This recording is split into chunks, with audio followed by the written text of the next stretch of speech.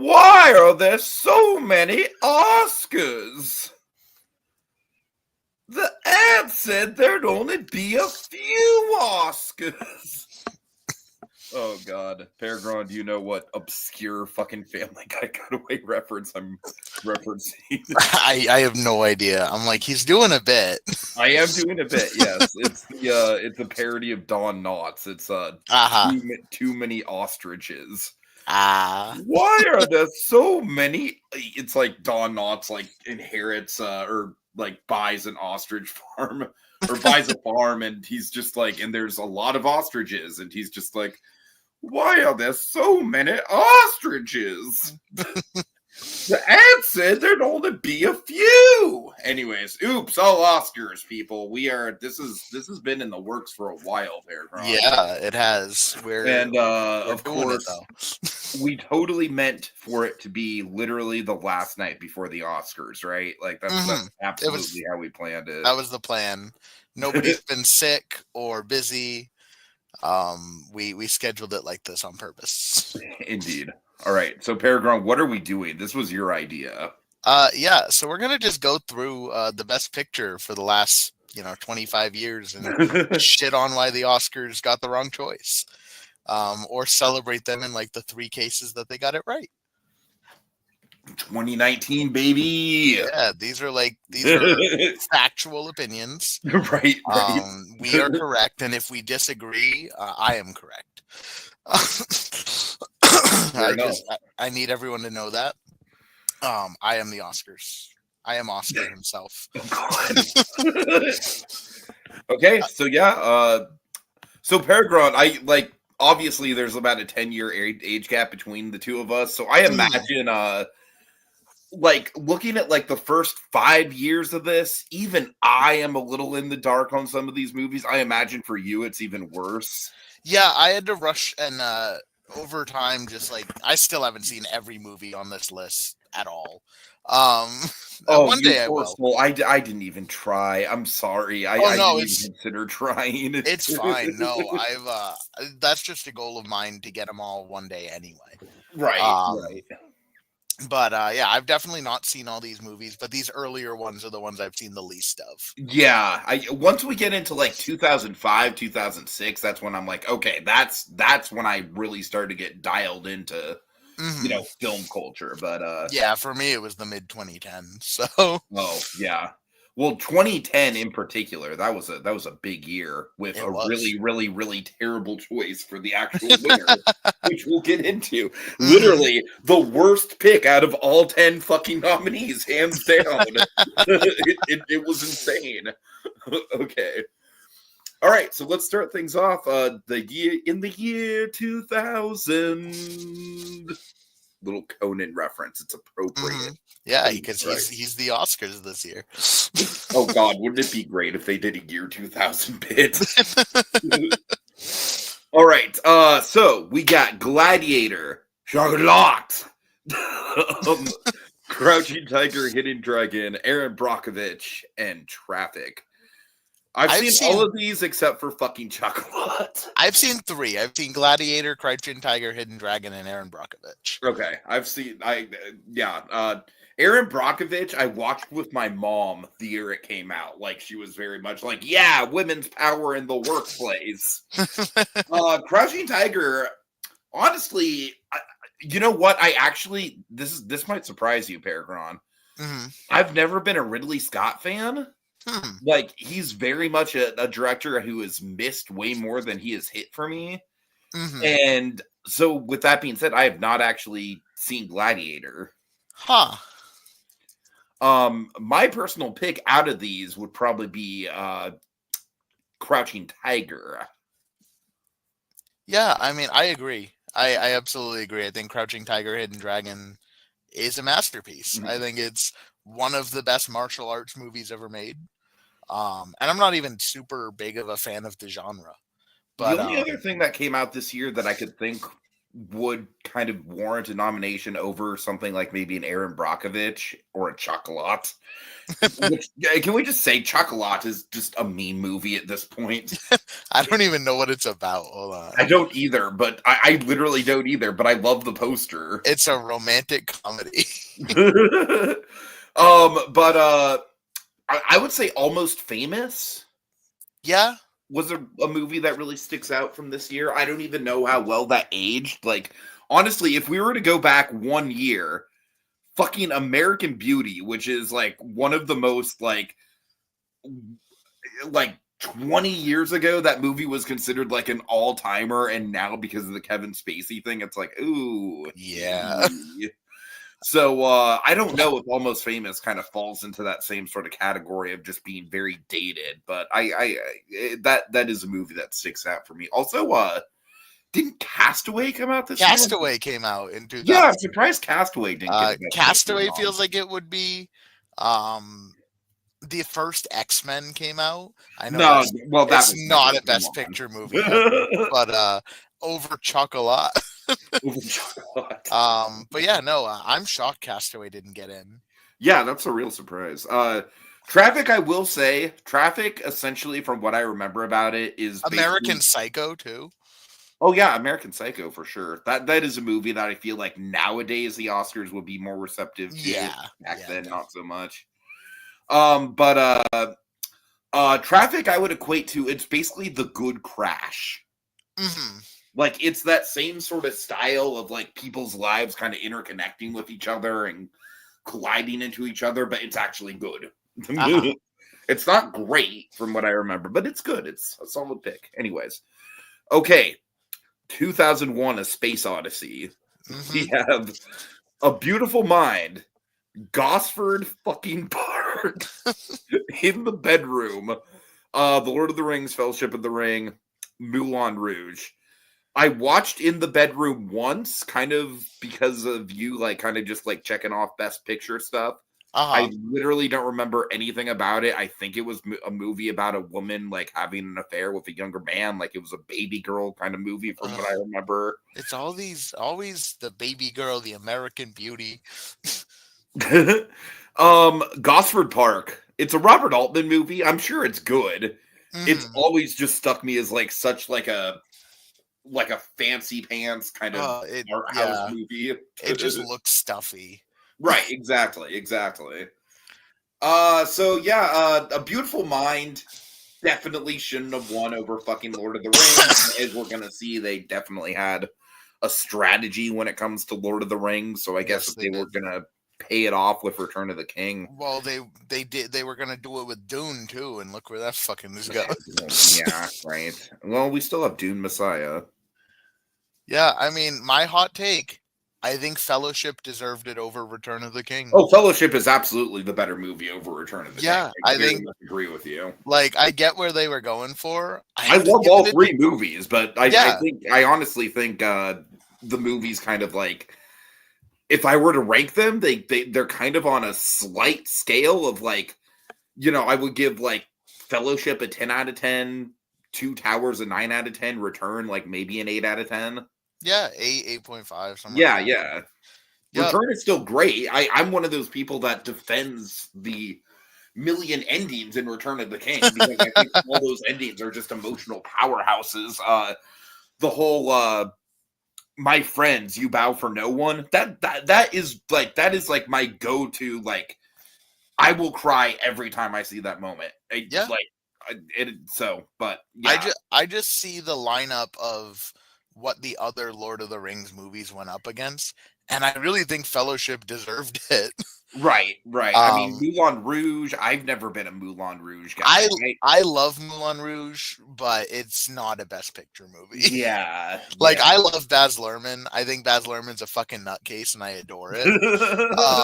But it's not a Best Picture movie. I'm shocked that it got nominated. A Beautiful Mind, I do feel like, is emblematic of the time of, like, of course, like, I don't think nowadays A Beautiful Mind would even really be that well respected. Honestly. No, it's just a biopic about a nerd. Who cares? It's got the weird, like, fucking Fight Club twist. Yeah. Which is frankly a little insensitive of a depiction of schizophrenia. Right. There was a better math movie a couple years before. It was called Good Will Hunting. Yeah, right. So yeah, all in all, I think 2001 was a little bit of a mess. Yeah, no, I would say Fellowship for my personal pick.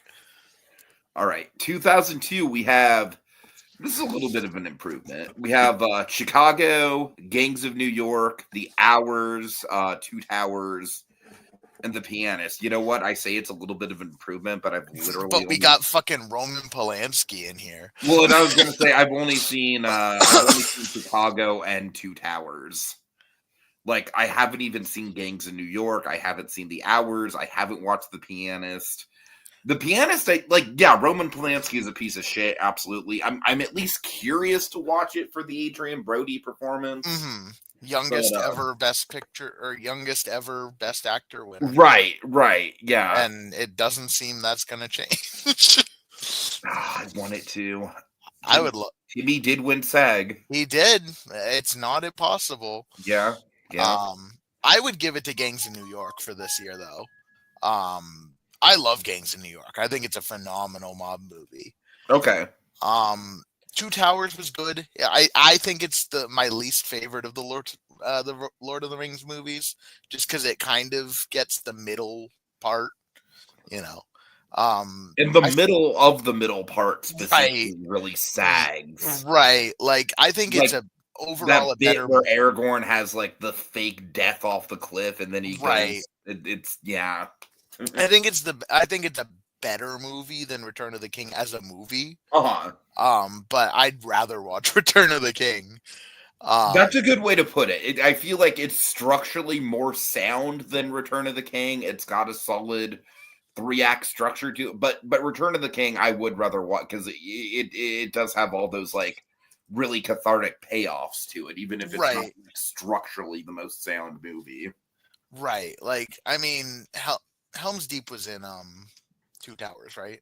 That's the battle? Yes. Yeah. I mean, Helm's Deep's a great fucking battle. Like, it's an amazing scene. Might be the best scene in the 3 movies, honestly. But I think Helm's Deep is I prefer Helm's Deep as a battle scene more than I prefer the epic CGI bullshit in the battle scenes in Return of the King. Those are the things that drag that movie down for me. Right. Like, all the Sam and Frodo stuff, I'm fucking locked in for. Oh, absolutely. I'm locked the fuck in. And honestly, all the build-up to the battle in Return of the King, I'm locked the fuck in. You know, like the stuff with Denethor and the stuff with Gandalf and Pippin. It's like just really, really compelling character stuff. It's just when we get to the actual battle, and the actual battle just goes on forever. That's fair. But yeah, I'd give this one to Gangs in New York. I think Chicago's good. I was gonna say this is the first out of the 3. This is the first where it's like I really respect this best picture win. I mean, yeah, I respect it. I'm a theater kid at heart, and I think Chicago really did do a lot to kind of like modernize the movie musical. I really like the approach of how it did the musical numbers as kind of like, you know, fantasy sequences in a way. I think the lead performances are great. I definitely think that Rob Marshall's style got a little like oversaturated with time. I think this is easily like kind of Rob Marshall early in his career, kind of hitting lightning in a bottle with, you know, the style. But yeah, I don't know. I really respect this Best Picture win, honestly. Yeah, I respect it. It wouldn't be my personal pick. Sure. I don't love musicals, though. So, well, that's the difference between you and me. Right. Yeah. The one thing I do want to say is I do think The Pianist is an insult. Like, I have seen the movie. Oh, okay. Okay. I think it's a fine enough movie, but I think it's an insult that they gave a fine enough movie Best Picture when the director is such an absolute piece of shit human being.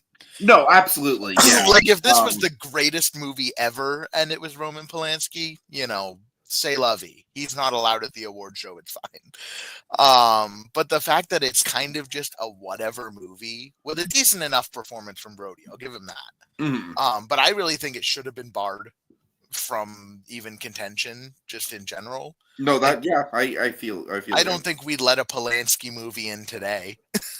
I mean, there's some kind of heavy hitter like cult movies that didn't get in, like 25th Hour, 28 Days Later. Like, again, probably stuff that the Oscars wouldn't really touch. I could see the Oscars maybe fucking with 28 Days Later.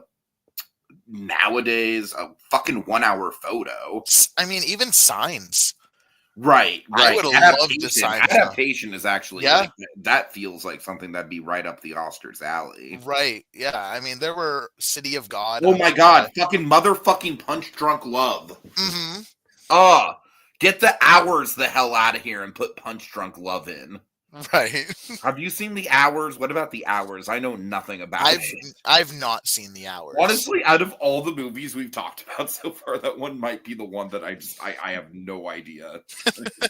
I mean, hell, even like they wouldn't, but even Lilo and Stitch. Oh God, yeah. Like, if there's gonna be an animated, 2002 was kind of like an understatedly great film year. Honestly, now that I look back on it. Yeah, but they got some like great stuff in there, and the fact that they had to do a Polanski. Minority Report, even. Yeah, don't get me wrong, Little Blue. Rosemary's Baby's great. It's a phenomenal. Yeah, we're not talking about the movies this man has made. No, we're talking about the man himself. Yeah, he like bad boy.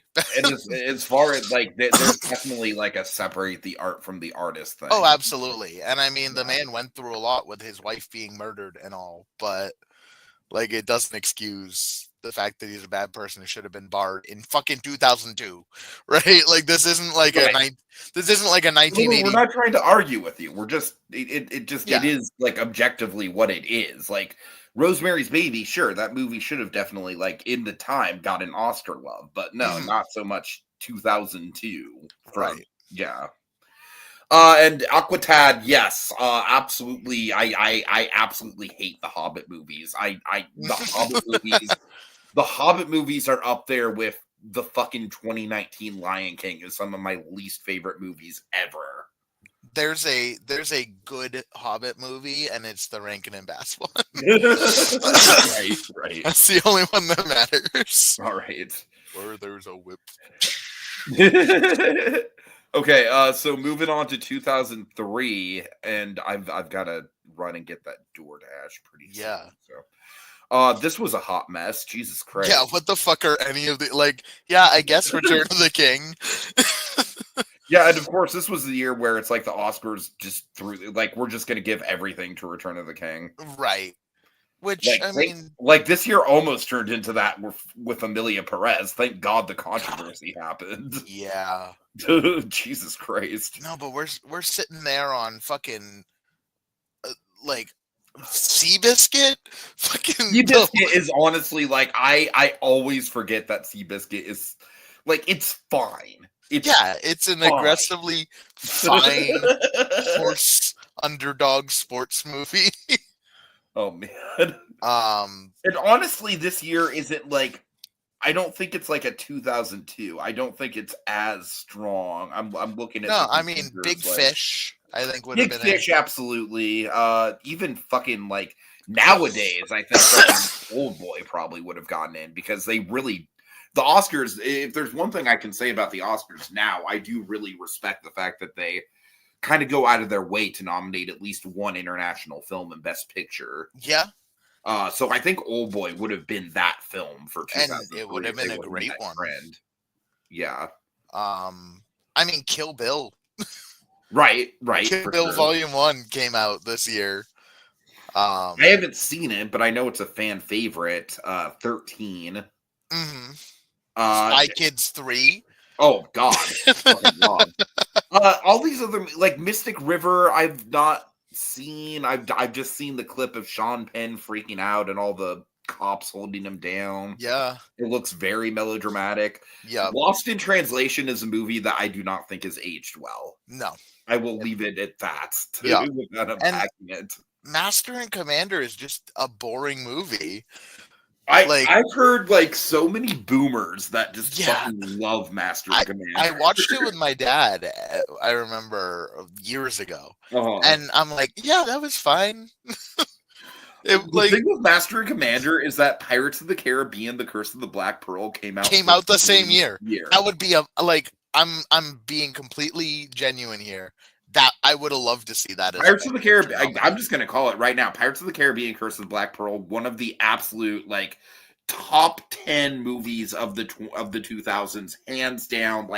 Not even just including franchise stuff. That movie is just it reshaped Hollywood. Yeah, it was a game changer. It absolutely should have been nominated in this. Yeah. Over Master and Commander, over Seabiscuit, over Lost in Translation. I've not seen Mystic River, but I assume over Mystic River. The Razzies actually just happened. I believe they happened last night. Yeah, and I think Coppola won. I saw him tweet. I didn't I don't go on Twitter. Fuck that. But I saw a tweet of him accepting an award for the Razzies graciously. Mm-hmm. So I'm assuming Megalopolis won Worst Picture. Miscellaneous says, I just remember the sea cookie gag from Kappa Mickey. I don't know, or Kappa Mikey. I don't know what you're referring to. Monkey. I don't remember that either. More elaboration, please. Okay, yeah, but this was always going to be one of the King's year, so Yeah. All right, moving on to 2004. PerGron, do you want to read out the nominees? I got to go grab that food. Yeah. So 2004, pretty solid year, honestly. We got $1 Million Baby, The Aviator, Finding Neverland, Ray, and Sideways. And I've seen all of these except Finding Neverland, which I've heard is all right, but I can't speak on. But yeah, I think $1 Million Baby was probably not my pick. I would go Sideways, I think, and I'm assuming Tiki would too, just based on our discussions. But yeah, pretty solid overall 2004. Yeah, $1 Million Baby was good. Is it the best Clint Eastwood movie? Directorial, maybe? Okay, I'm back. All right. So one thing I have to say for $1 Million Baby, and it's absolutely going to translate into 2005, because I fully think that 2005, it really did have an influence, but Ebert and Roper really backed $1 Million Baby. And they also really backed fucking Crash. I remember this. I was there. I was around. It wasn't just them giving Crash a good review. It was them throughout the year being like, hey, Crash is fucking awesome. So, but yeah, this was a great year, though. Ray is the one where I'm like, fucking get it out of here. The Aviator is okay. But yeah, honestly, 3 out of the 5, and honestly, $1 Million Baby, I can kind of take or leave. But we're still getting better, goddammit. We're doing all right. Yeah, I said Neverland is great. I have not revisited it since the Johnny Depp thing. I imagine the Johnny Depp thing makes watching this movie a little bit uncomfortable. Mm-hmm. I still respect that they went so authentic with the true story, and the true story is relatively uncomfortable, and I think this movie does keep the relatively uncomfortable bits while still being genuinely inspirational and whimsical at the same time. I think it's a really good kind of tone balance. Mm-hmm. And Sideways is, that's one of my top 10 of the decade, so that would pick to win. Yeah, I know you don't feel as strongly about. No, that. I don't feel as strongly as you, but I probably would have picked Sideways. Mm-hmm. Although I'm okay with $1 Million Baby. I don't hate that pick. Yeah. It's better than Aviator or Ray. I've not seen Finding Neverland, so I can't really. Oh, really? Okay. Yeah. As far as other stuff, I don't really there's not really a lot, honestly. Yeah, Eternal Sunshine, I'm actually really surprised didn't get up. I could see that one. The Manchurian Candidate, I could see. Phantom of the Opera, since they love their musicals. Before Sunset, actually. That Ooh, that's I'm true. actually kind of surprised. That's true. Troy. Fucking Troy. I could see them going for it. That was the Oscars in their that era. Of course, sure. Shark Tale, the greatest movie of all time. All right, let's move on to the most infamous year in Oscar history. It's such a bad fucking pick because there's such a clear winner. Yes. There is such a clear winner. And it's clearly like nowadays they would give it to Brokeback specifically because of the political stuff. Right. But back then, back in the fucking middle of the 2000s, they did not give it to Brokeback because of the political stuff. Yep. But it's so clearly Brokeback Mountain. Yeah, it's so obvious. So clearly Brokeback Mountain. It's I mean, hell, I would give it to I would easily. I have seen Munich, but Munich is honestly like because I've seen every Spielberg movie for Spielberg month. Mm-hmm. I am going to say this: like Munich is in like the bottom. Like it's not the worst Spielberg movie. It's easily one of the most forgettable Spielberg movies, though. Mm-hmm. Easily. And we watched what happens when you take that story, especially in today's day and age with everything going on, and make it into a movie. September 5 didn't get a fucking nomination. So, right. And it was done better in Munich, too. I finally caught September 5. It was done better in Munich, and Munich's just kind of a mid-movie. But Capodian, Good Night and Good Luck, clearly not as good as Brokeback, but I would still easily take them over Crash. Mm-hmm. No, Crash was such a bad pick. Yeah. And I'm so glad that... I'm convinced that it was the Ebert and Roper backing. I'm convinced they had a lot of power back then. It was almost kind of like in the 90s. In the 90s, you obviously had like the Weinstein effect. I really do think that Ebert like had a lot of pull here. I really think Ebert was kind of the tastemaker back then. Yeah. And he liked Brokeback Mountain a lot, but like he was just simping for Crash. Just hard. And I remember, like I said, I watched their show like weekly back in the day, and like I said, it wasn't just the one review. It was like throughout the year they were hoisting it up. Yeah, I mean it's like kind of a whatever movie. Yeah, like I don't think Crash is an objectively terrible movie. I don't either, honestly. I just think it's Green Book is more objectively terrible than Crash. Yeah, I just think it's an objectively terrible win when Brokeback fucking Mountain is sitting right there. I mean, looking at 2005, personally, I think King Kong being snubbed is kind of crazy. I was pissed. I was pissed at the time, PerGron. I was so emotionally invested in Peter Jackson's King Kong. I was one of those people where it's like I watched all the production diaries as they were coming out. Like I was so invested in King Kong, and to have that movie just... I think the only nomination it got was Best Visual Effects. I mean, 2 years after they like celebrated him for an entire trilogy, I do think King Kong should have gotten a nomination.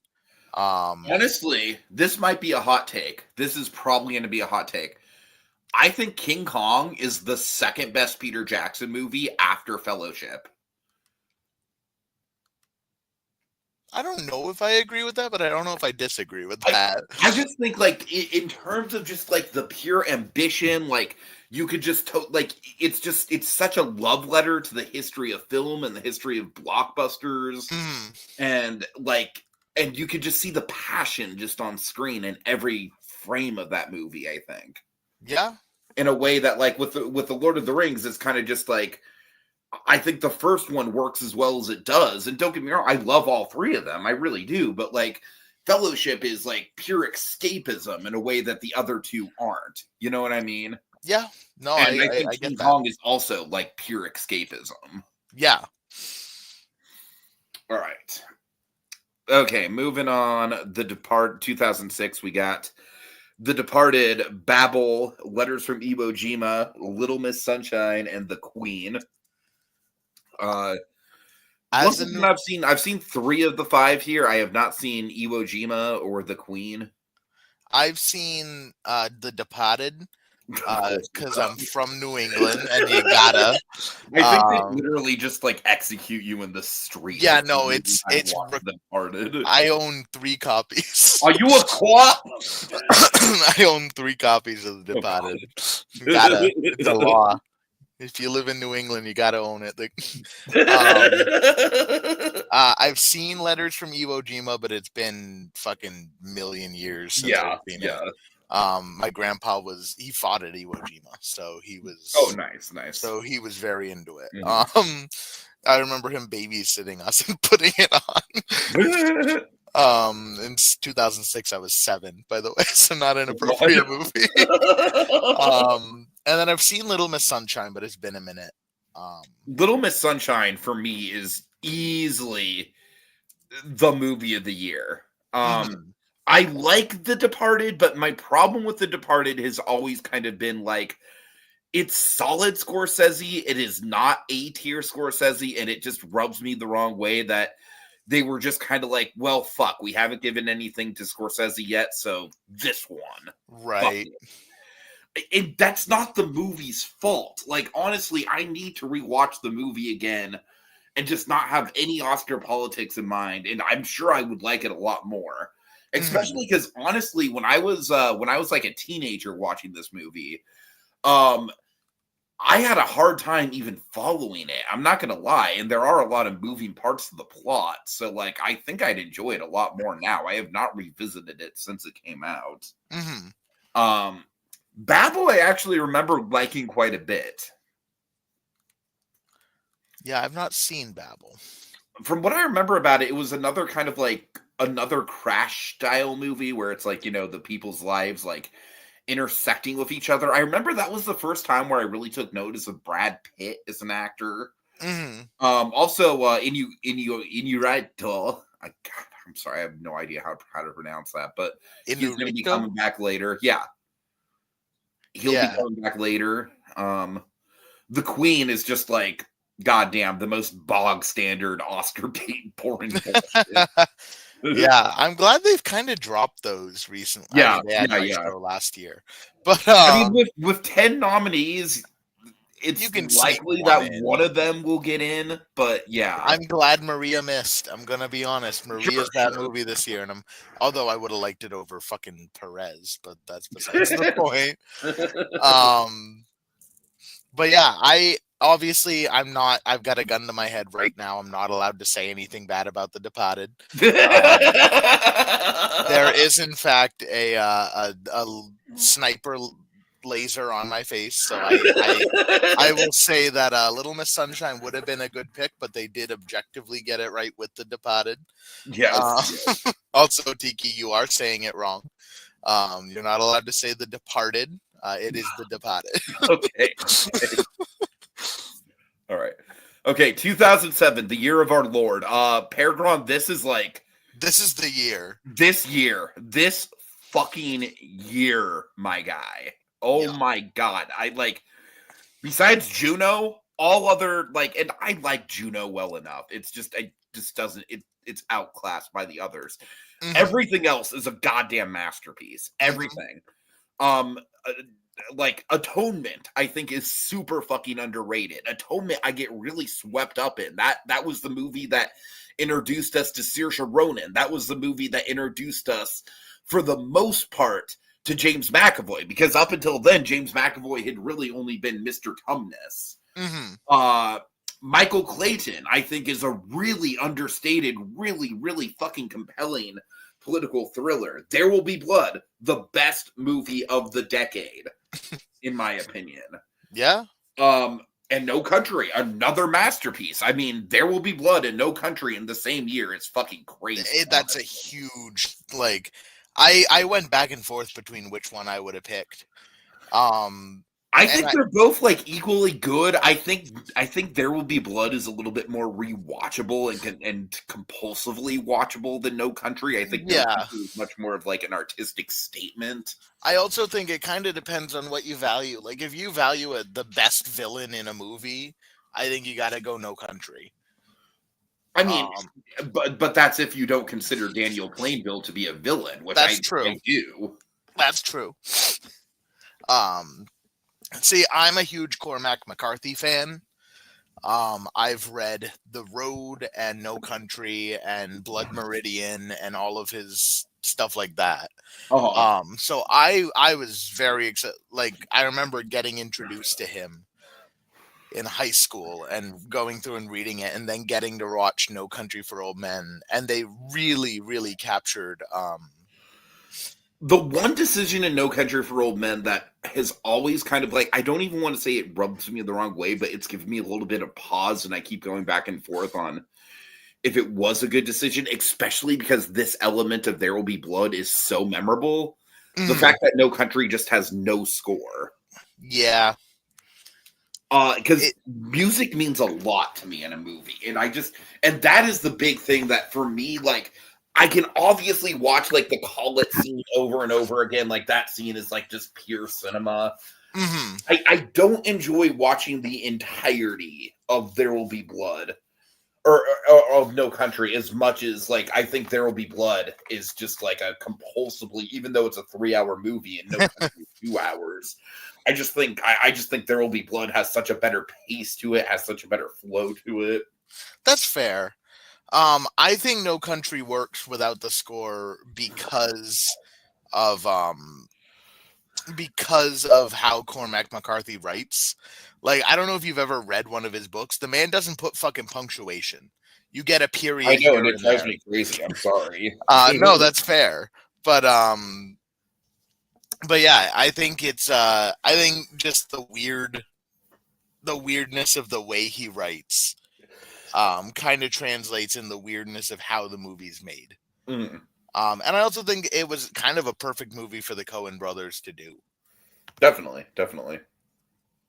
All right. And just overall. Oh, speaking of, real quick, speaking of 2000, Oh Brother, Where Art Thou? Not nominated. Sure. Gonna be on, should have been. 2007, I would definitely put Into the Wild over Juno easily. Yeah. That's the only one I can really think of. I was a big Across the Universe stan in 2007. Very much not the case now. I remember going through your list. Yeah. All right. Also, Borat from 2006 would have been a decent Best Picture nominee. Yeah. All right. 2008, the year that fucking broke the Oscar. Slumdog Millionaire, Curious Case of Benjamin Button, Frost Nixon, Milk, The Reader. I think Curious Case, Frost Nixon, and Milk are varying levels of like good but not great.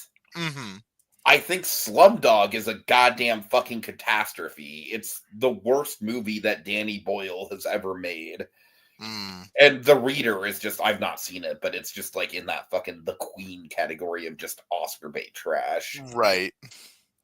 I'm gonna be honest, I'm shocked Boy in the Striped Pajamas didn't get a nomination here. Oh, Jesus Christ. Like, I don't think it should have. Don't misunderstand me. I don't think it should have. I think it's a bad movie. I'm shocked it didn't. Right. That just, it feels like obviously something. The Dark Knight missing out here literally just like a game changer as far as like that is what led the Oscars to having 10 nominations. Right. Yeah, The Dark Knight absolutely needed to win, honestly. Yeah. Like, I'm not even that big of a Dark Knight fan. Like, I'm of the opinion that it's fine. I think my opinion of The Dark Knight has grown over time to the point where, like, I recognize the legacy, I recognize the significance of it, and I also just do have that nostalgia of going to the midnight screening dressed as the fucking Joker, and just, you know, like, that kind of, like, pivotal point in my life. I had just started smoking weed over that summer.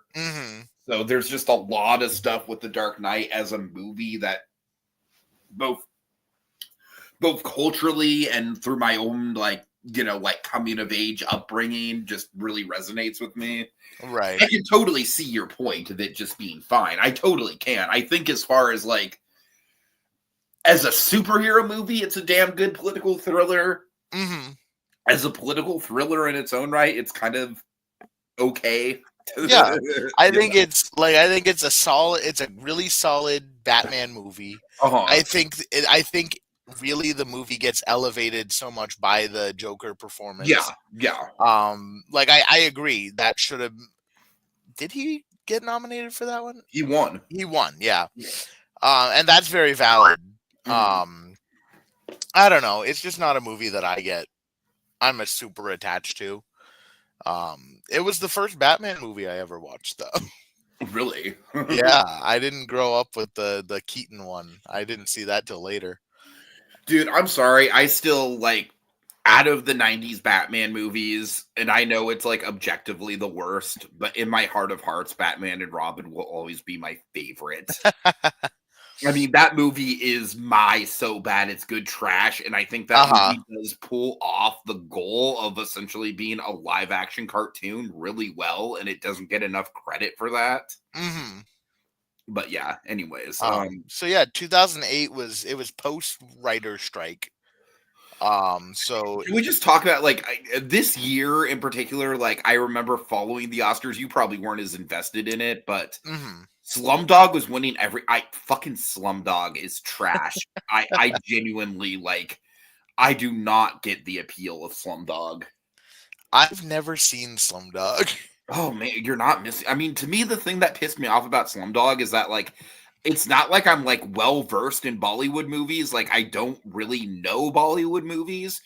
But I just knew, even back then, even as a teenager, I knew that Slumdog was essentially just Americanizing Bollywood and just serving Bollywood up in a more palatable, coming of age kind of way. And I just there was something culturally just sort of gross about that, Yeah. So yeah, and Slumdog, I think, it's not in the Crash or Green Book tier of infamously bad wins, but I would say it's a tier below that. I do not think that the win is aged well. Yeah, I mean, I'm gonna throw in another Pixar here just because they get a nomination next year. WALL-E, man, WALL-E was one of the best movies of the year. I mean, even 2007, fucking swap out Ratatouille, my favorite Pixar movie by far. Fucking love Ratatouille. But yeah, I mean, this was in Pixar's legacy run of movies, generational run of movies. So I would have liked to see a little bit more love there. But yeah, I think The Dark Knight's the obvious snub and the obvious win. I was actually hyped for The Curious Case of Benjamin Button when it was coming out, but that movie is so fucking boring. Yeah, now it's just kind of Bad Big Fish. Yeah. It really is just Bad Big Fish. Yeah. I think out of these ones, I probably would go Milk. Yeah, I like Frost Nixon all right. I think Frost Nixon's pretty okay. I like Milk too. I just think as a movie, I think Frost Nixon has a little bit more of a hook to it, whereas Milk is just this is certainly the guy's life. Yeah. Milk would have just been apologizing for not giving it to Brokeback. Michael Shannon was the supporting performance in Milk, right? Yeah. His performance is what I really remember about that movie. Yeah. All right. I mean, Sean Penn was great, but I think Michael Shannon just he did a lot of heavy lifting with his role in that. Okay, I think we're doing okay time wise, but now we're going to get into the 10 nominees era. Okay, 2009. It's fucking crazy. What are we doing here? What are we doing? Some of these make so much sense, and some of them are, what the actual fuck are you doing here, precious? Right. The Hurt Locker. Avatar, The Blind Side. The fucking Blind Side. Oh, that one. Good thing that didn't win. That one didn't even District 9, An Education, which I don't remember anything about. Never seen that one. Inglourious Bastards. Genuinely awesome nomination there. Fucking, you've got to say the whole title, PerGron. Precious, based on the novel Push by Sapphire. A Serious Man, which honestly is up there with the worst Coen Brothers movies, in my opinion. Up, which is cool. Mm-hmm. Up in the Air, which is just more like Juno level, like twee bullshit from what I remember. It's not quite as bad as Juno. Yeah, I'm So, gonna make a hot take here. yeah. You might disagree. You might agree. I don't know. I think it should have gone to Avatar. I agree. I don't even As like far as, like, Avatar that much. I don't either, but as far as like being like a game changer Yeah, it was and like making its mark on cinema, yeah. it still is the game changer. Like, it's the movie. And like I like the Hurt Locker. I definitely think like over stuff like The Blind Side and Precious, absolutely give it to the Hurt Locker. The Hurt Locker, by and large, is a pretty forgettable movie. Yeah. I remember Jeremy Renner being pretty compelling in it, but other than the Jeremy Renner performance, I don't really remember much about it. It's just a lot of standing around in the desert, holding your breath that the mines aren't going to go off. Right. Which, like, it is an exercise in tension. It is a good exercise in tension. It just doesn't feel like a Best Picture type of movie. Right. When Avatar was an exercise in the best fucking visuals of all time. Right. Like, generational visuals. Like, again, it's a movie that I will clown on it for eternity. It's fucking Fern Gully. Like, we all know this. But there's a reason that they're still putting these things out and they're still making money. Mm-hmm. I wouldn't be shocked to see Fire and Ash hit that $3 billion. I genuinely wouldn't. It's and out of these, I think it's the one that deserves it most. It's not my favorite by any stretch. I would give it to Inglourious Bastards if I was to pick my favorite, or maybe District 9. District 9 would have been such District 9 would have been a really cool. It's a cool nomination. Yeah. Up would have probably been my third pick out of favorites. District 9, Jesus Christ, what the hell happened to that director after District 9? Yeah. Fall off. Yeah. Oh man. But I mean, it's James Cameron. It's Avatar. I feel like that's kind of they kind of flubbed that one. Yeah. And now they're all gonna get nominated. And they're never gonna win one. Maybe the last one. Maybe if they ever do make it to part 5. I think in like 90 years. Yeah, 90 years from now, we'll see. All right. Okay. Oh my God, this another year is insane. Objectively terrible fucking win. But seriously, down the line, I mean, they're all various levels of great, but they're all great. Mm-hmm. Black Swan, The Fighter, Inception, The Kids Are All Right, 127 Hours, The Social Network, Toy Story 3, True Grit, Winter's Bone. I mean, I think out of all those, like, True Grit's good, not great. The Kids Are All Right is a really good coming-of-age movie. I don't think it's aged particularly well. The Fighter is kind of like the closest thing this year has to like Oscars bait besides the actual winner, but it's right. Good.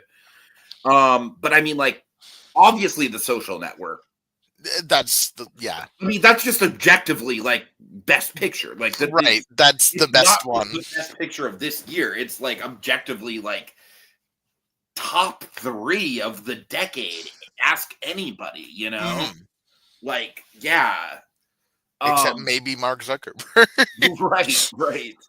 I mean, Black Swan would have been great. I love 127 Hours. 127 Hours is my favorite Danny Boyle movie. I like, talk about an exercise in suspense. Yeah, I mean, Social Network's obvious. I would have liked to see a Black Swan win. Inception, again, another game changer. Yeah. The King's Speech. What the actual fuck?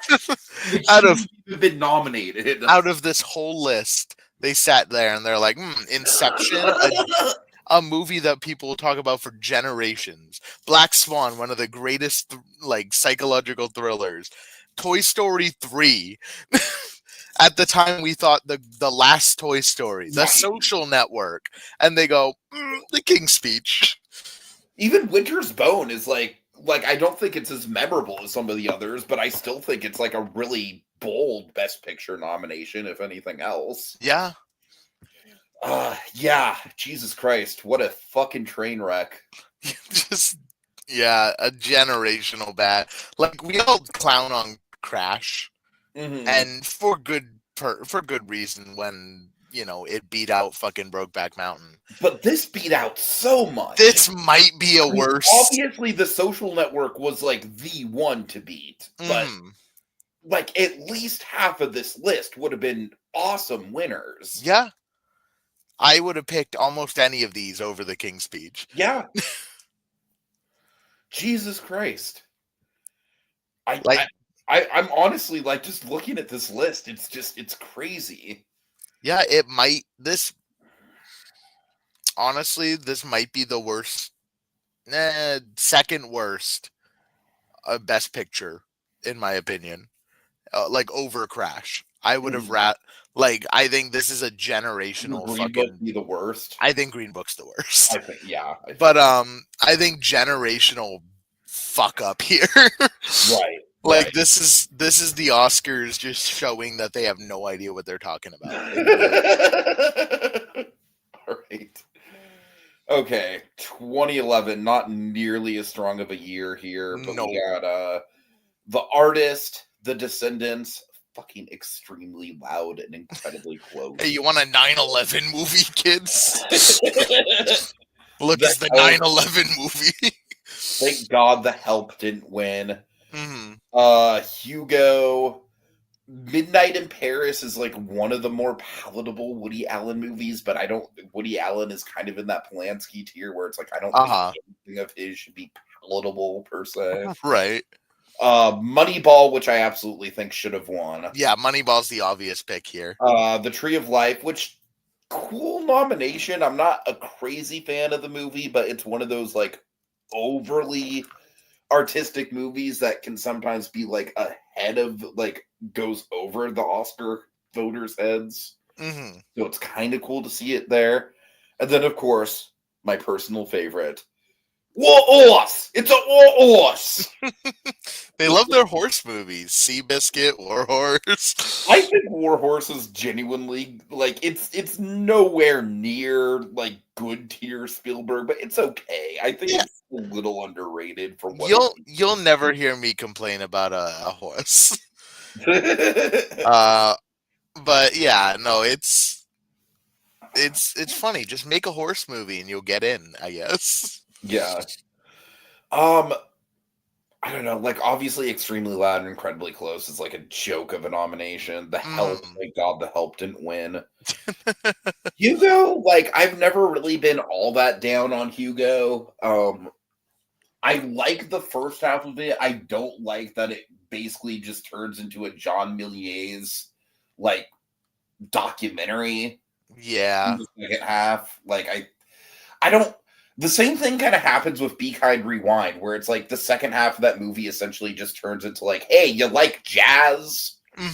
Jazz appreciation movie when it was like a high concept, like fun buddy comedy in the first half. I really don't like movies that kind of like just go off the deep end into like education, you know? Right.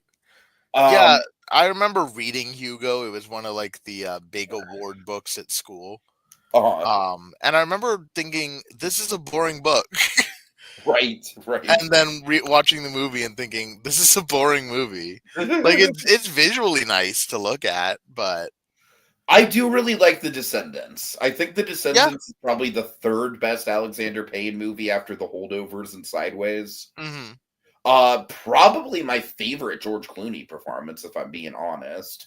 Fair. And that's coming, like, I don't generally think of George Clooney as, like, an amazing actor at all. But I think out of the stuff that he's done where he kind of stretches his range, I think this is one of the better ones. Yeah.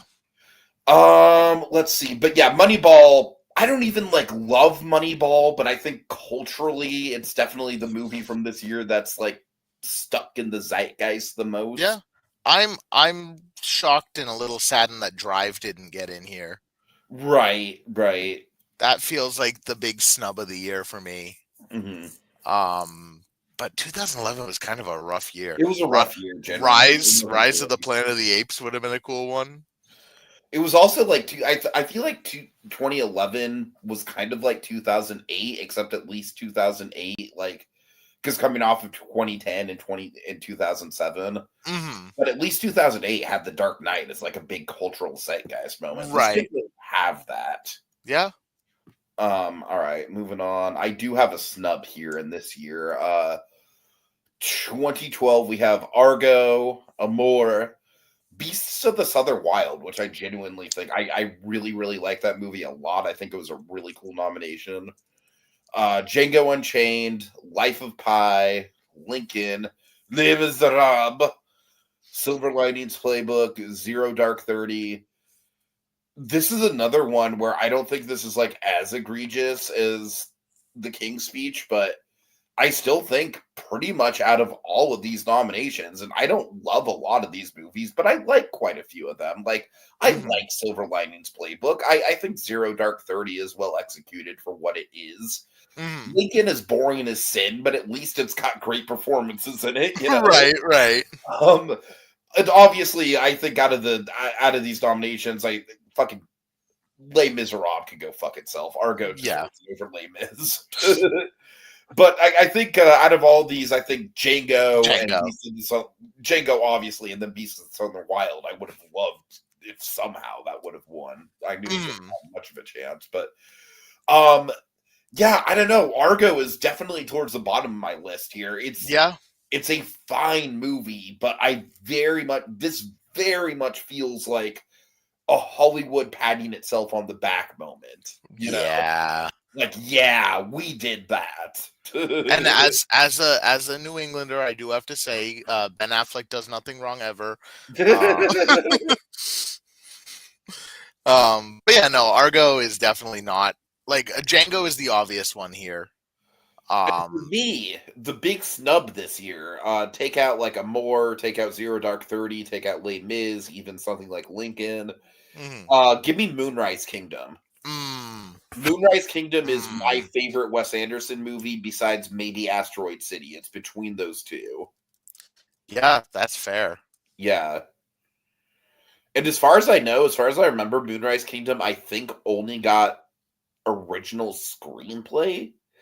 Like, it didn't even get fucking production design, and fucking Asteroid City didn't get production design. I feel like it's Wes Anderson. You got to just give him the award. Like, that's his thing. Like, just don't even nominate anyone else. Just give it to him.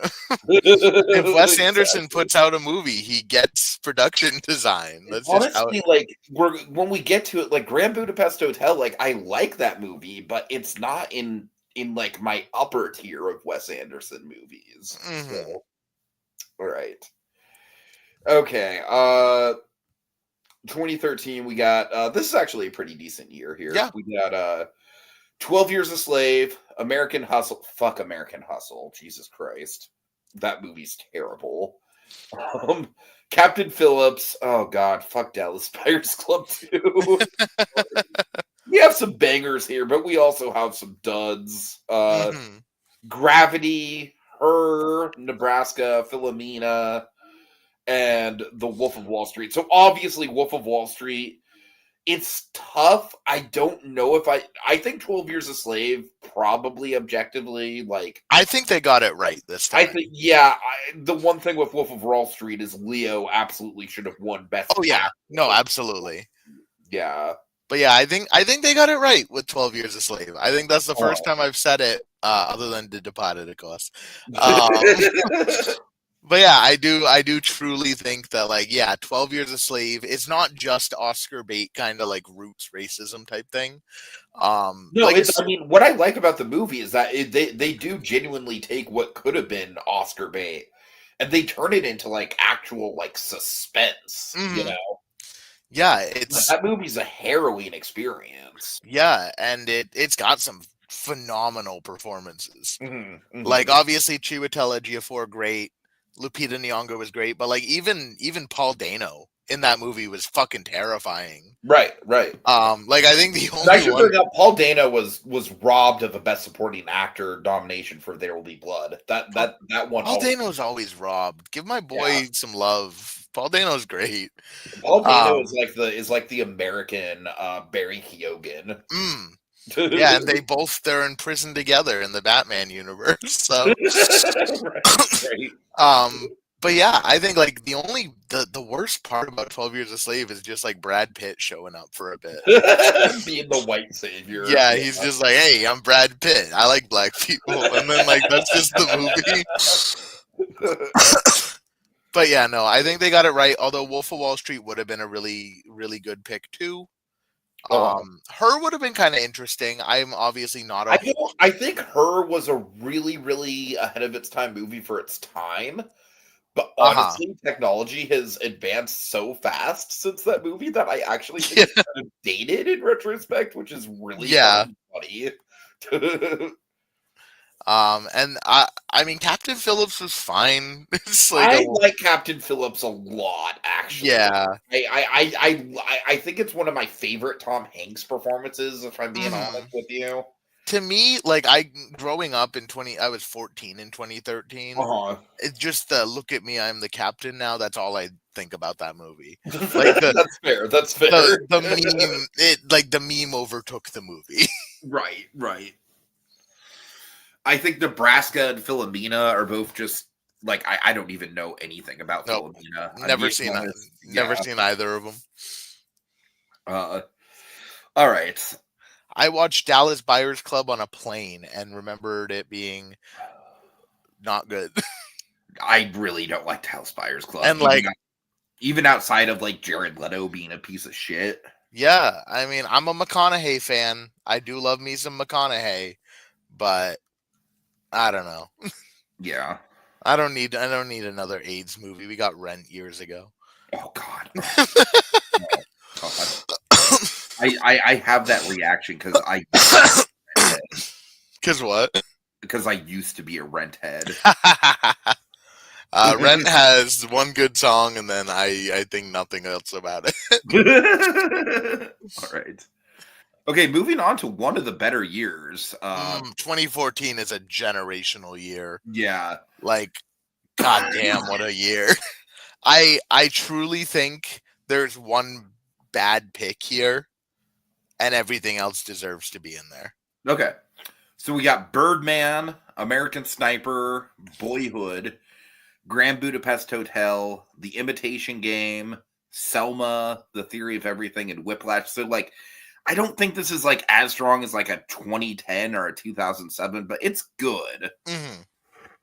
Obviously, I think the two really big ones here are Birdman and Whiplash. That was kind of like the off-kilter version of There Will Be Blood and No Country. Mm-hmm.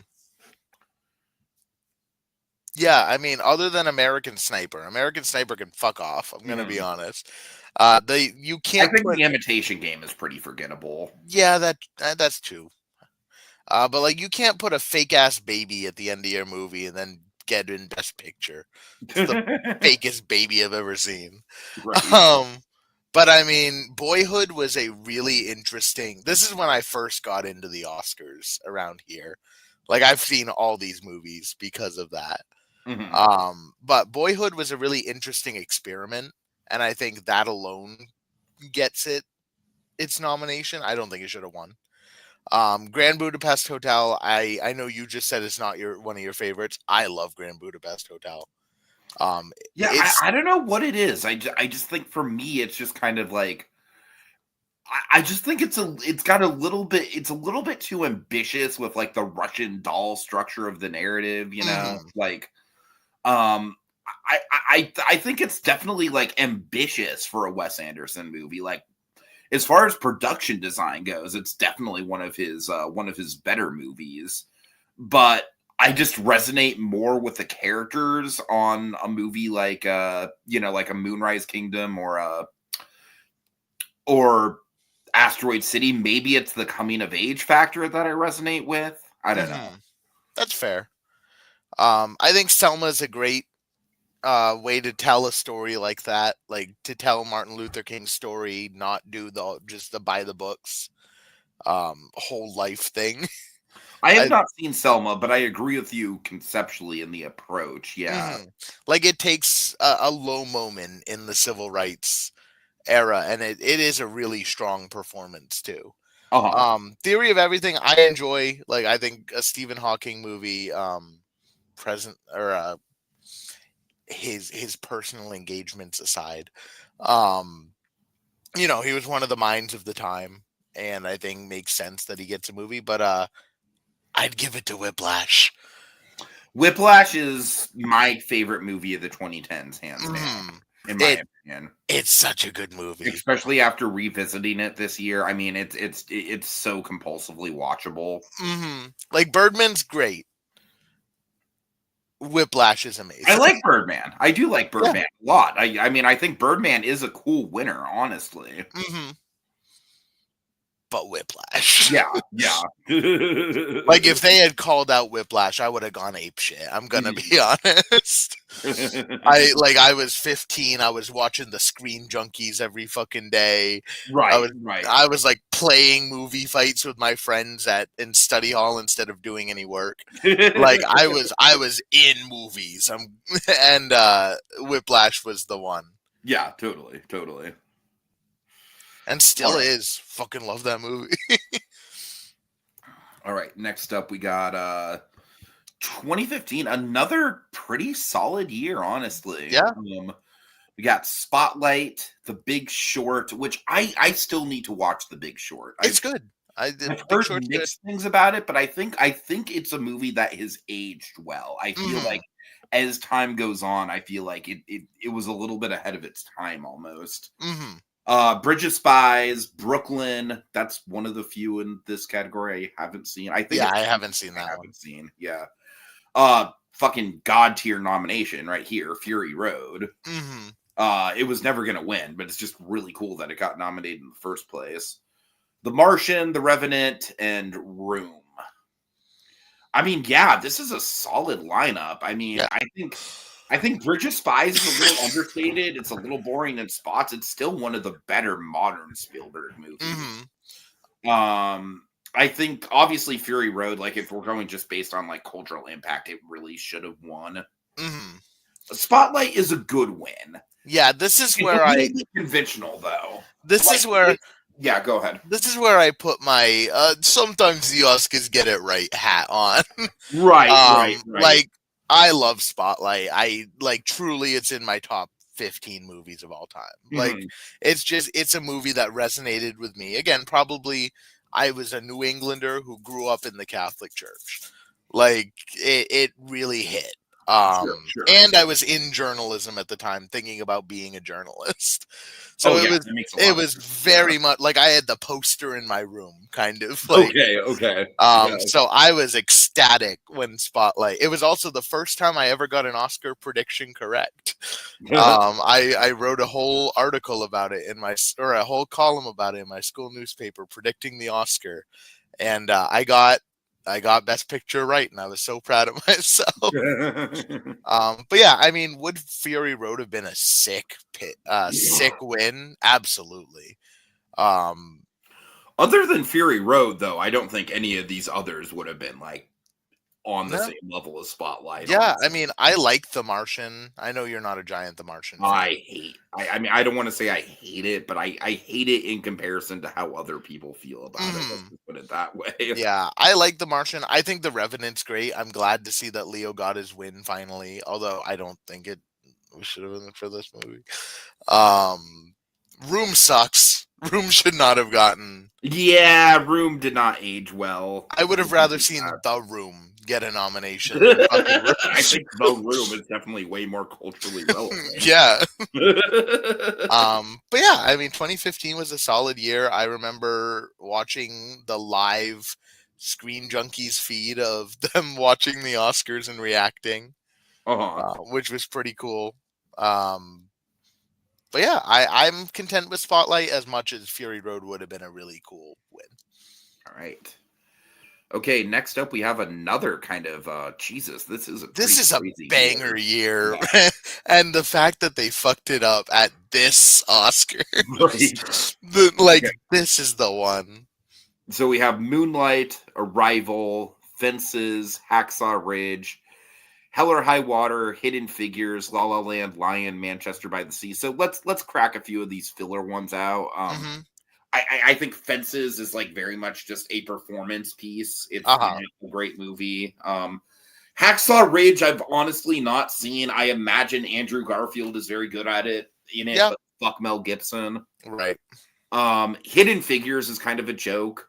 Yep. That's the one that doesn't. Yeah. One of these things is not like the others. I remember liking Lion, but I literally don't remember anything about it. It's a very forgettable movie. Yeah, it's a Dev Patel kind of performance piece. The Manchester by the Sea, I think, is just like it's the saddest fucking movie ever. It's a little too. I mean, how do you feel about that movie as a New Englander? It's just sad. I can't get through it. Yeah. So like the New England quality doesn't push you through. No, it's a sad movie, and I don't like it. Yeah. I will say, I need to revisit Moonlight. I need to. I was such a La La Land stan at the time. And I liked Moonlight well enough, but I mean Moonlight just like you see like there's so many just individual shots from Moonlight that have just entered the film zeitgeist, you know? Yeah.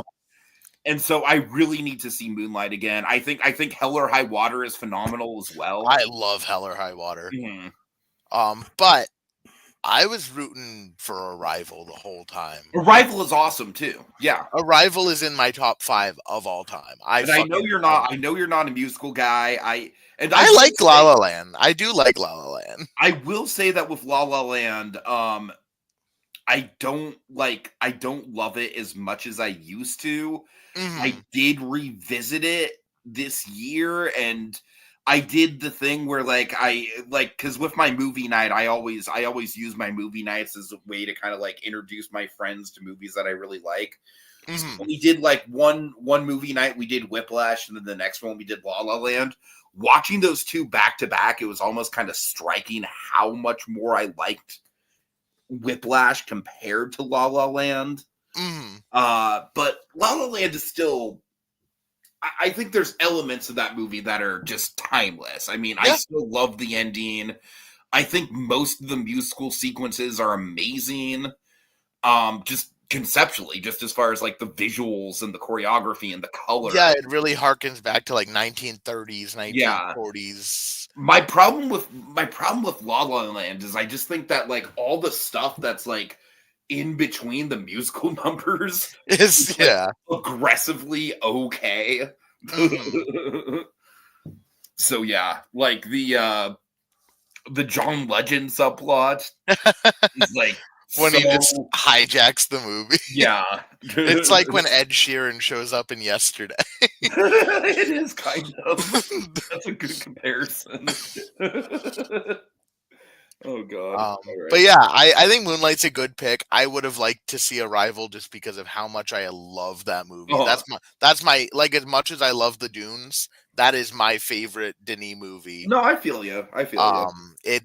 It was my number 1 of the year. I remember walking out of it and being like, "No, that's a fucking banger of a movie." And I still think that. I own it on 4K. I watch it once a year, and I still love Arrival. All right, for sure. Okay, this is a weird year. God, really good, but just weird. Yeah, let's run through them. Okay, The Shape of Water, Call Me by Your Name, fucking Darkest Hour gets that Oscar. Fuck out of here. Dunkirk, Get Out, Lady Bird, Phantom Thread, The Post, 3 Billboards. So I think The Post, which is genuinely. Dragon and I both agree it might be the absolute worst Spielberg movie. Maybe not like because when you think worst Spielberg movie, you think stuff like Always or like 1941 or whatever the fuck. Right.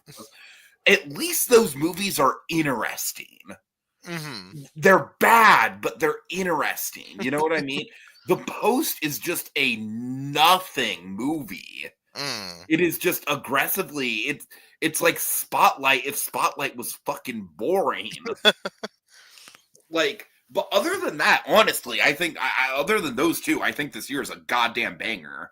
Yeah. I don't like Three Billboards nearly as much as something like Banshees of Inisherin, but I do think it's still a good Martin McDonagh movie.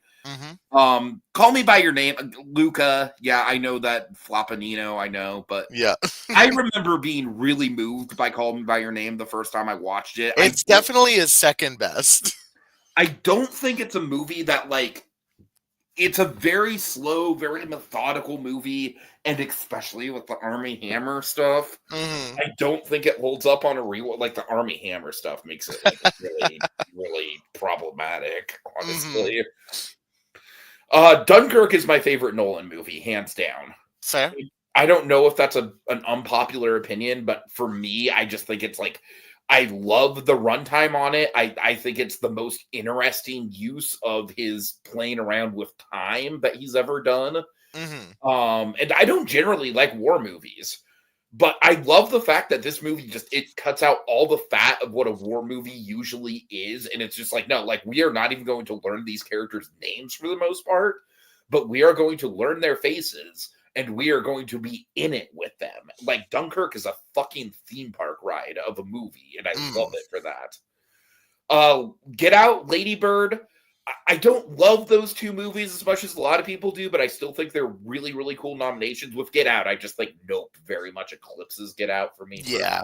But Phantom Thread, very cool nomination. Yeah, just overall a banger year. But what do you think of The Shape of Water? I'm very mixed on The Shape of Water. I don't like The Shape of Water. You know who loves The Shape of Water? Who's that? Dragon. Really? Yeah, isn't that odd? You would not think that'd be a Blue Dragon 5 movie. Yeah, no. I mean, more power to you, Dragon. Yeah.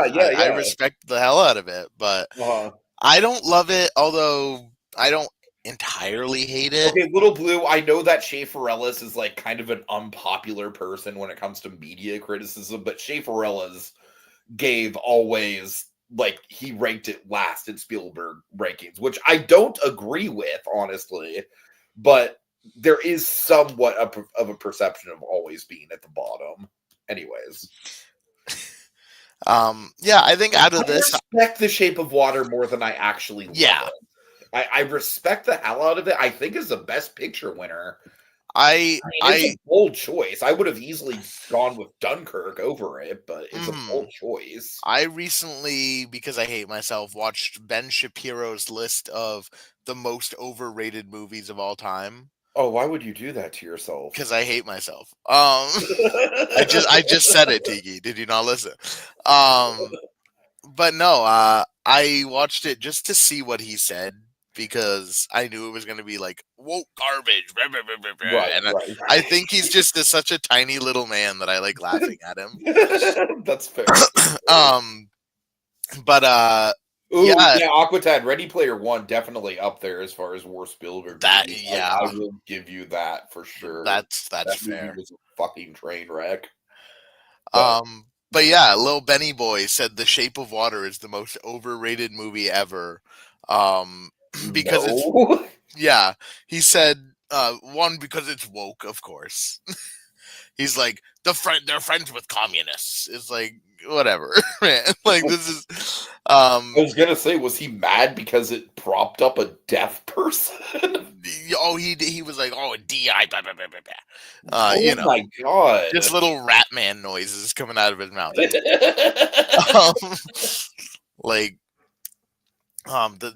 The sound of little fucking screeching that he makes. Right. But he said it's the most overrated movie ever time, and I'm like, I don't hear anybody talk about this movie ever. Yeah.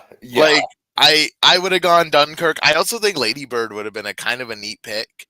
I like Lady Bird. I think Get Out would have been a great pick, just because Get Out, like I said, I mean, it's probably out of the Jordan Peele movies, I still really like it. It's probably my least. I think Jordan Peele as a filmmaker has just gotten progressively better.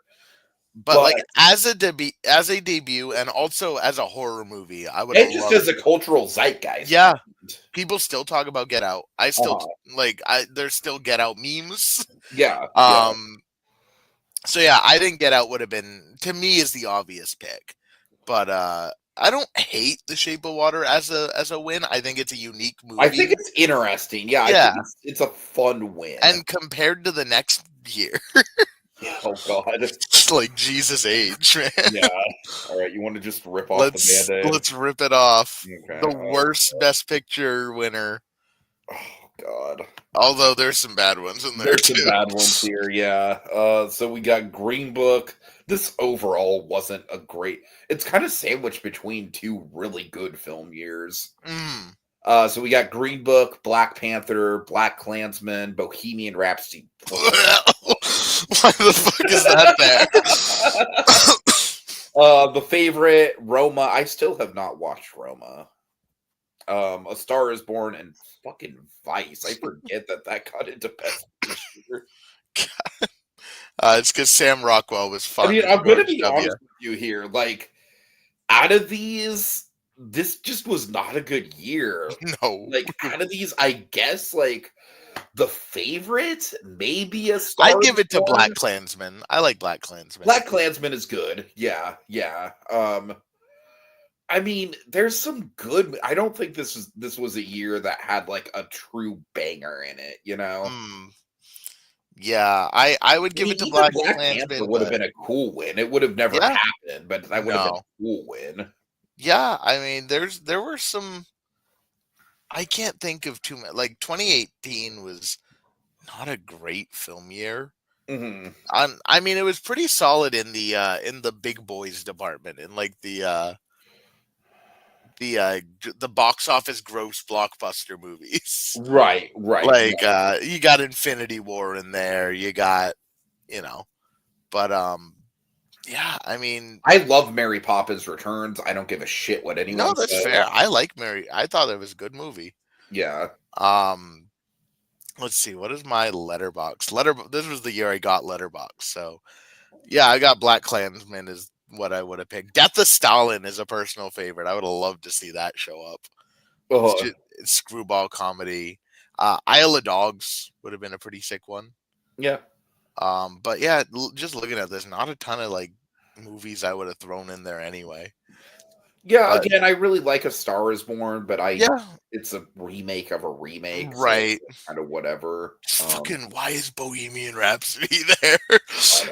Who said that could be there? Why did it win editing, dude?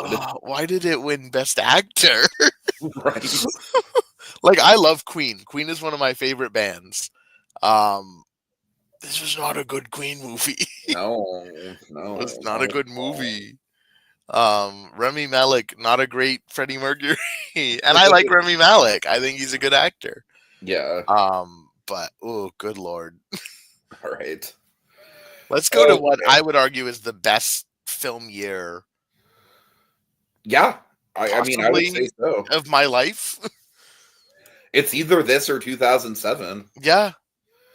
So we have Parasite, Ford v Ferrari, The Irishman, Jojo Rabbit, Joker.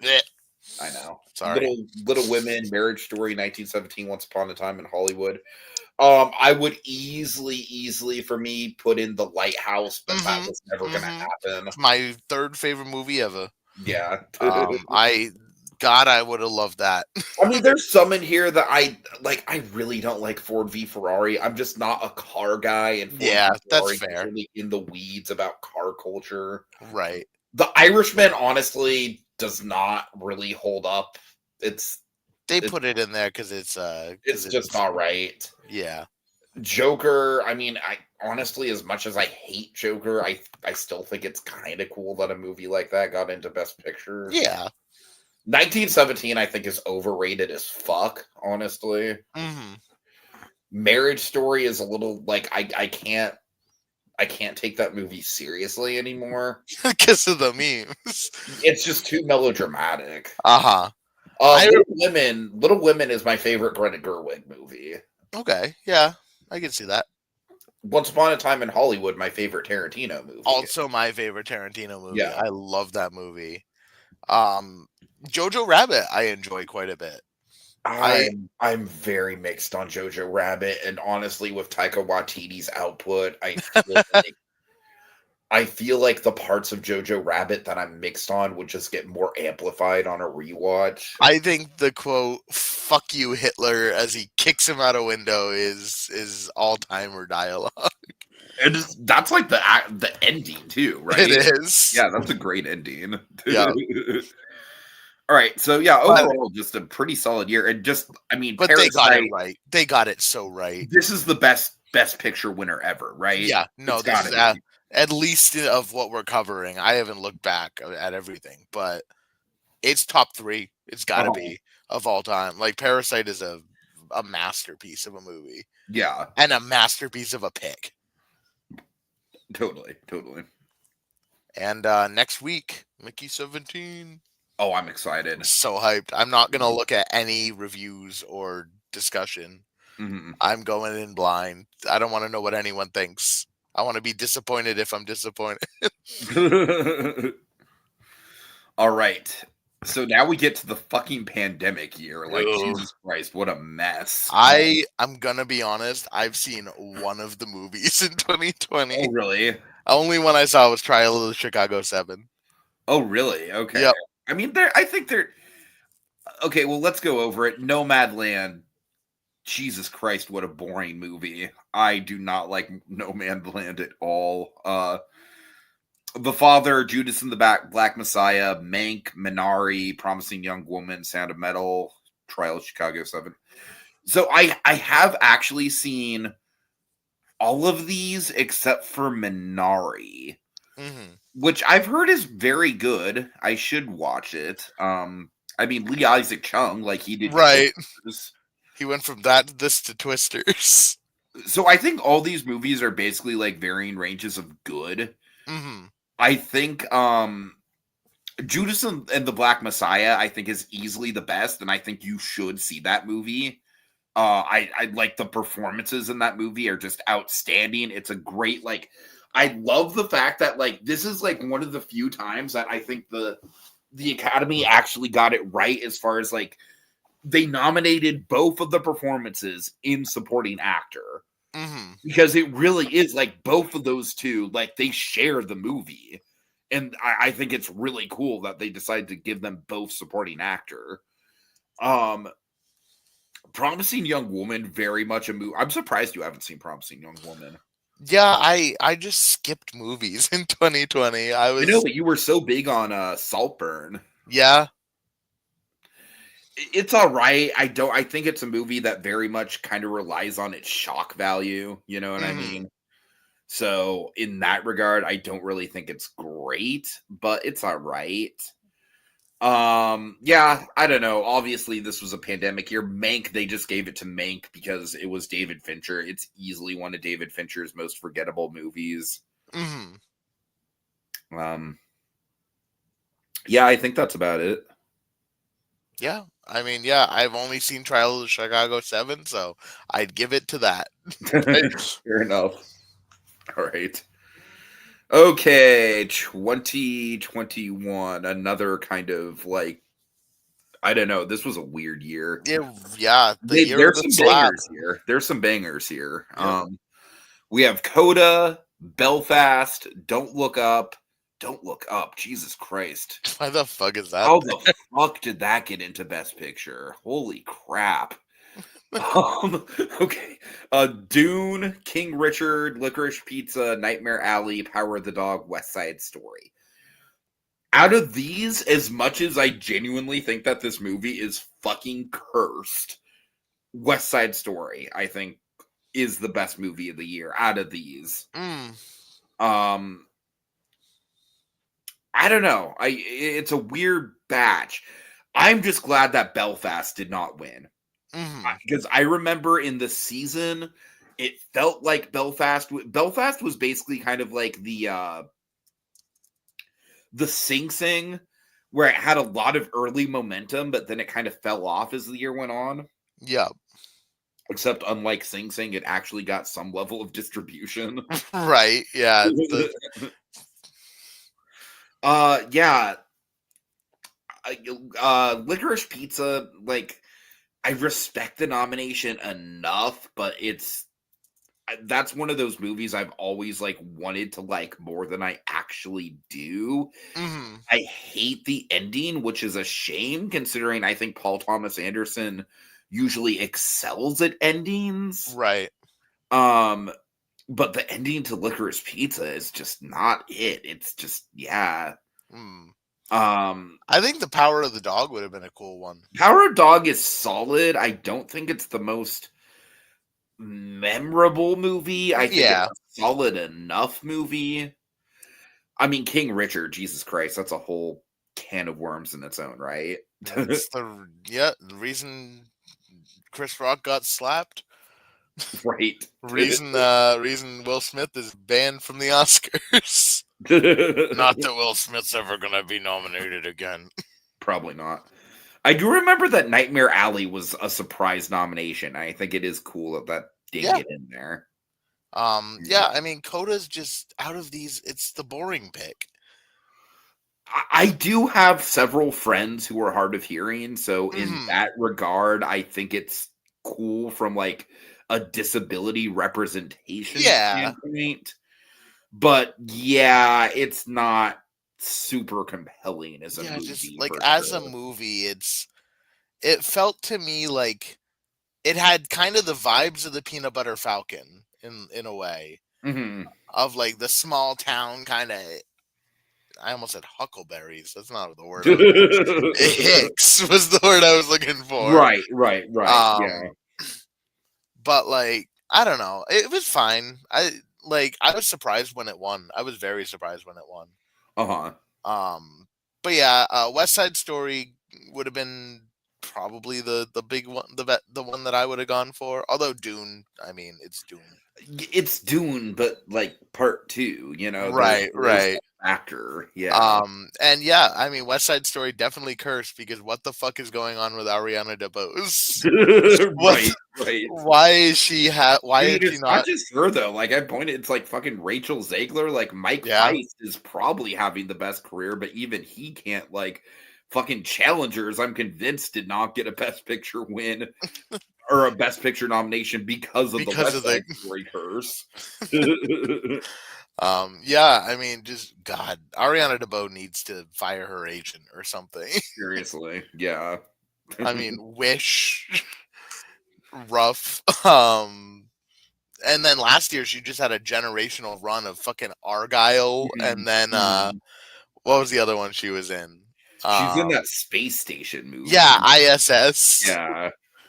It's like, oof, come on.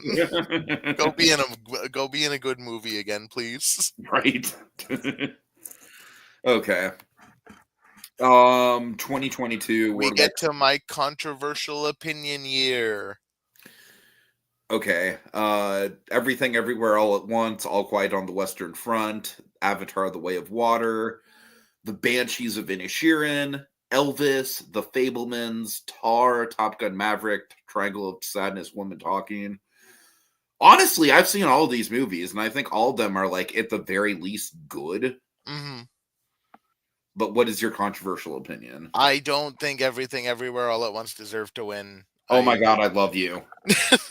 I think it's such it's fine. It's like whatever. I think it's so messy. Such an overrated movie, dude. Yeah, it's such a messy movie. Yeah. They tried too much. Like, don't get me wrong. I think that the performances that won, barring fucking what's her face, but like I think Michelle Yeoh and Ki-hee Kwan, yeah, I'm happy that they won those performances. It should not have won picture. Fucking the Banshees of Inisherin. Banshees would be my pick. Tar, I would have liked to see. Or The Fabelmans. I think The Fabelmans is my sentimental favorite. The Fabelmans is genuinely one of my favorite Spielberg movies, which I know is maybe a little bit of a hot take, but I mean, it's the Spielberg movie. Well, I say that from the perspective of someone who has watched every Spielberg movie and went through the effort of going through his entire filmography, and through that lens, I think The Fabelmans really shines. If you really know Spielberg's whole trajectory. You know what I mean? Mm-hmm. Yeah, I think the most traditional win would have been probably Banshees. I don't know. It's still a weird movie. I think the kind of the bog standard, I think, would have been like a Women Talking. Right, yeah. Women Talking, I remember liking it at the time. I don't think it's a very memorable movie. Yeah, I mean, Avatar: The Way of Water did not deserve it as much as Avatar did. Mm-hmm. All Quiet on the Western Front also would have been kind of the boring pick. All Quiet pissed me off of how much it did win. It did win so much. Elvis is a weird one. Again, how did Baz Luhrmann get in? Who let him in? I love him. He's one of my favorite weird little freaks on the planet. How does he keep getting in? He shouldn't keep getting in. Elvis is a bad movie. when you have an Elvis movie and you're playing fucking Doja Cat in it, I'm sorry, you don't get Best Picture. I think Tom Hanks absolutely fucking takes God, that movie is that performance is atrocious. Yeah. But yeah, I would have liked to see Banshees just personally. I love Banshees. Obviously my boy Barry Keoghan. But also Colin Farrell really that was when I realized how sick Colin Farrell was. Yeah, same. I always liked Colin Farrell well enough, but yeah. Brendan Gleeson, just a generational talent. Mm-hmm. Kerry Condon, phenomenal. Yep. Just and I just love how it's a fairy tale. It's like a fairy tale of a movie. You get the if you don't leave me the fuck alone, I'm gonna cut my finger off and mail him to you. What a Brothers Grimm story. Right. Yeah. So yeah, I would have gone Banshees. Although I do like Tar and I do like the Fablemans, and they would have been kind of cool to see win. I don't. Tar. Not a Tar fan. No, I like honestly. Tar. That's fair. The ending for me has always been a little bit okay, really, I don't know. Fair enough. Okay. We're getting close to the end here. Yeah. We got Last Year. It's such an obvious one, but I know, right? Okay, so we have Oppenheimer, American Fiction, Anatomy of a Fall, Barbie, The Holdovers, Killers of the Flower Moon, fucking Maestro. One of these things is not like the other, right? The Iron Claw was right there, y'all. I know. It was right there. Past Lives, Poor Things, The Zone of Interest. This is honestly a low-key, pretty banger year. 2023 is such a solid year. I do not. I think Oppenheimer, I want to get into that movie the way that most people are, and I find it challenging, honestly. I mean, I rewatched it not too long ago, and it's still aggressively good. Yeah, right. Obviously, you know what I would have picked here. The Holdovers all day, every day. Of course. Although I would have been pretty chill with Poor Things, honestly. Poor Things is a movie, I'll admit, the more time goes on, the more I actively don't really like it. That might just be me as an asexual person. It's very blatantly just sex. Yeah, it is. Honestly, so is Anora, and I love Anora. So it's I as an asexual person, I don't just outright reject every movie that has sex in it. I just think there's a tasteful way to do it, and there's a way to do it that's just kind of too in your face. Yeah, that's fair. Yeah, I mean, I think that's just Lanthimos' thing, I think. Right. But yeah, I think even then, Anatomy of a Fall is sleeper there. I would have loved to have seen a win from that. It never would have happened. I really like Anatomy of a Fall. I think it has the best performance of the year, and I'm not kidding when I say it's from the dog. The fact that they trained that fucking dog to die was crazy. It also, we really fucked up at the first annual Golden Tikis when we didn't give Best Needle Drop to PIMP. Oh shit! You're right. Oh man, yeah. Retroactively, we need to go back and change because it should have been PIMP. That would have been the perfect. But just like the Oscars, we too make mistakes. Right. That was our crash. Zone of Interest, I remember, like, that was the movie that, like, I desperately wanted to see, and it just was not coming to my theater. I've still not seen it. By the way, PerGron, I just want to take the time to mention, like, literally as of today, it was announced that my independent movie theater in Sonoma County that I go to see all the Oscar movies in is closing down. Oh, no. Yeah. So... But no, Zone of Interest, I wanted to like it more than I did. I think it's an interesting experiment, like, conceptually. It doesn't really do a whole lot for me as far as, like, being an actual movie. So, yeah. All right. And then we've already gone over these nominations, but just to do it one more time, we got Anora, The Brutalist. I actually think this year is pretty good when it comes to Best Picture nom. Yeah, especially for a post-strike year. Yeah. We got Anora, The Brutalist, A Complete Unknown, Conclave, Dune Part 2. I'm Still Here. The Nickel Boys, The Substance, and Wicked. I mean, thank God that Emilia Perez has had the fall off that it had. Yes. Right? Thank fucking God. Since the last time we talked about this on air, it went from the front runner to just not happening. Yeah. Which is very, very exciting. Thank you, Carla Sofia Gascon, for ruining your entire movie. Thank you for just being an absolute shitty person. You did us all a solid here.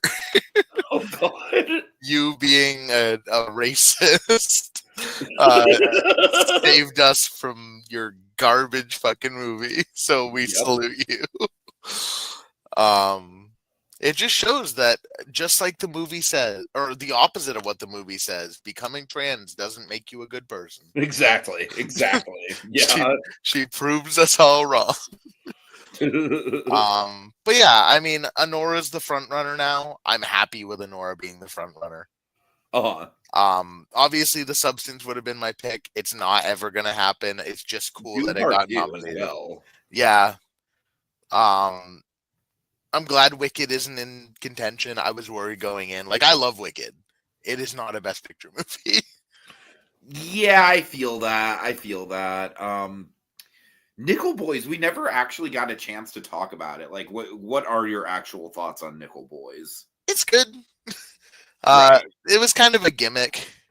Yeah, same. It was kind of a gimmick movie, which so was The Brutalist, but I think I liked it more than The Brutalist. But I just, my thoughts. I still really like The Brutalist, but I absolutely see how people would have problems with that movie. The best part of it was the 15-minute intermission. I mean, unironically, yes. Like, I just think the build up to the intermission was great. It would have been better if the fucking lights didn't come on 15 minutes early. I know, that's ridiculous. But yeah, I'm happy that Anora seems to be like the head. Conclave is sneaking up on its tail, though. Is it really? I haven't really been following it. Oh yeah, Conclave is pretty widely accepted the number 2. Okay. And it's because it showed up at BAFTA. It showed up for Best Ensemble at SAG.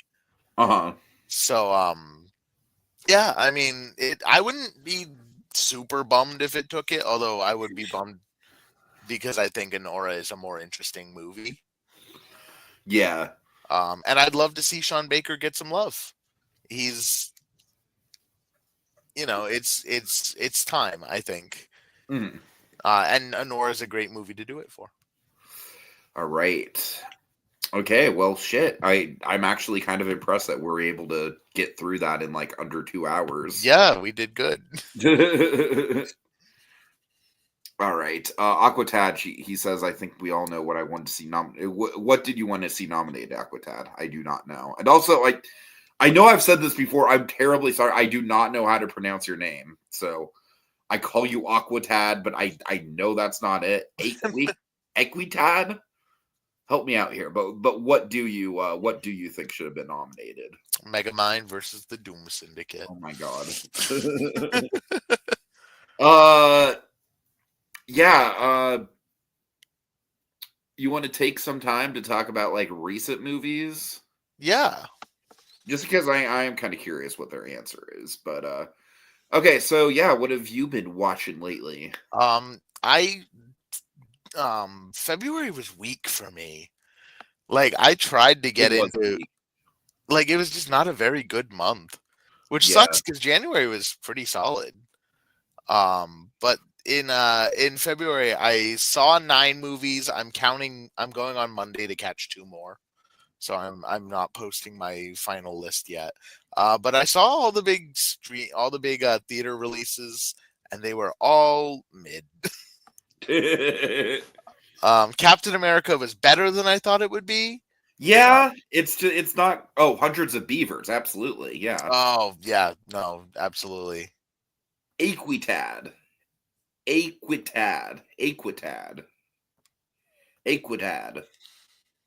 that right? Yeah. Anyways. Hundreds of Beavers isn't that weird thing where it was technically in film festivals in 2023. It was even 2022. Right. So that's the one thing with Hundreds of Beavers that's a little bit ambiguous. Yeah, I like the monkey. I think the monkey is basically this year's Cocaine Bear. Where like it's a really fun movie in the moment watching it. It's also entirely disposable. Yeah. Yeah, I was hoping that like I wanted to love the monkey because I love long legs. I didn't. I think I like it pretty definitively better than That's fair. Like I will give that movie is that it's genuinely got like some absolutely bonkers kills in it. It does. Yeah. I don't know. I wanted them to go even more with it. Like it's Final Destination light, kind of. It is. And you know what? This might shock you. I have not seen a single Final Destination movie. It doesn't really shock me. They're kind of whatever. Yeah. You know the important parts, you know. Right. You know the log truck. You see the image and you're like, yeah, I know what's going to happen. Exactly. You don't need to watch the movie. You see the back of a log truck and just instinctually driving behind one, you go, yeah, I know. Right. But yeah, I saw Hard Eyes and it was mid. Yes, very much so. I saw Love Hurt starring Ki Kwan and Ariana fucking DeBose and it was bad. Yeah. I saw Paddington in Peru and it was cute. But by far the weakest of the Paddington movies. Like not even close. By a long shot. Yeah. I mean, you can't top Paddington 2, but still. I saw Bring Them Down, the new Barry Keoghan movie. Oh. I liked it. It was a really solid thriller. What about this year's or this week's releases, like Last Breath? I'm catching Last Breath and My Dead Friend Zoe on Monday. Okay. What about Riff Raff? I don't have any tickets to see it. It's in my theater, I think. The only reason I have to see it is Jennifer Coolidge, but it's got like a 55% on yeah. Videos, so, that to me feels like something I'll catch once it comes to streaming. Right. Same thing with Ex-Husbands. That's the other one in theaters right now. All right. But I've got a Monday mystery movie, and I'm thinking it's probably Novocaine. That feels like what it's gonna be. But I'm kind of hoping it's something else. I don't know. We'll see. All right. Well, PerGron, I got to say, I think this went better than I was expecting it to. I think we got a lot of good discussion out of this. Yeah, it was fun. Yeah.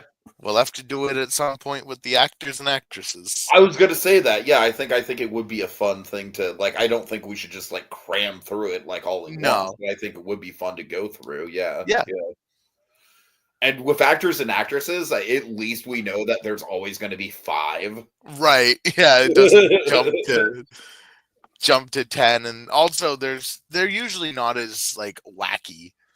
Yeah, true. Like you're not getting any crash time. I had Jamie Lee Curtis. I take it back. I take it back. Jamie Lee Curtis is the crash of the humans. On that note,